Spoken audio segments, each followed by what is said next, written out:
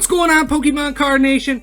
Welcome back to another video. Today, we've got something a bit interesting to talk about. Now that the ultimate hugging match of all time of Logan Paul versus Floyd Mayweather is over, and there are no losers in the YouTube and professional fighting community, and both can claim they won, we get to talk about Logan Paul entering with, as the kids say, his new drip. Now, Logan Paul wore a first edition base set BGS 10 Charizard chain around his neck. In place of a gold chain or a diamond necklace or literally anything else, he decided to turn a Charizard into a necklace. Is this disrespectful to the community? Is it disrespectful to the card?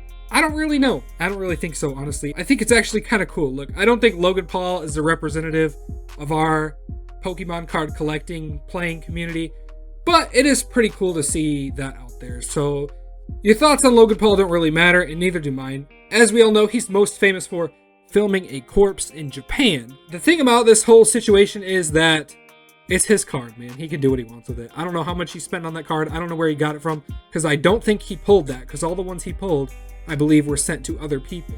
So he must have bought it. A lot of channels are calling it $1 million card. To my knowledge, that card has not even close to $1 million yet. I know a PSA 10 sold for $200,000.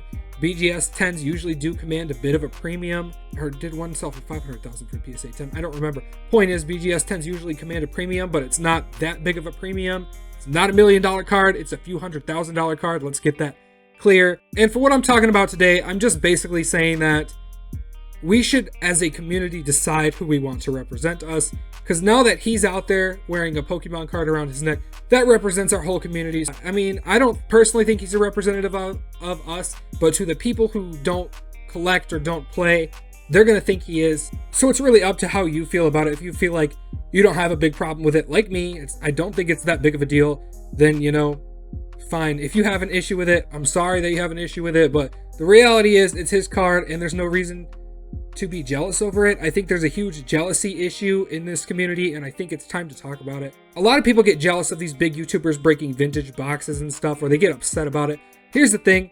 Vintage packs and vintage cards are vintage packs and vintage cards. If you could not afford a first edition Charizard before, or you just didn't think it was time to buy one, I hate to tell you this, but it's very likely you're not going to get one now. And me included. As much as I would love to have that card, more importantly, I'd rather have a first edition Blastoise.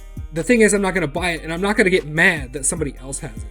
It's this dude's card. He paid for it with his money. He earned that money. How you feel about it is, you know, that's up to your own opinion, but being jealous about it is probably not the best idea. Honestly, I think our community needs to get over Logan Paul. I think the biggest issue in the Pokemon card community right now is the fact that they are upset about Logan Paul and any damage he caused. I don't personally think the damage he caused to this community was actually on purpose. I really don't. I think he was in it to make money, but at the end of the day, I don't think he purposefully went out there attempting to try and get people to go buy out stores of cards. Some people think he was the trigger for that. I don't think he did it intentionally. Maybe he was, maybe he wasn't. It's not the point. It wasn't intentional.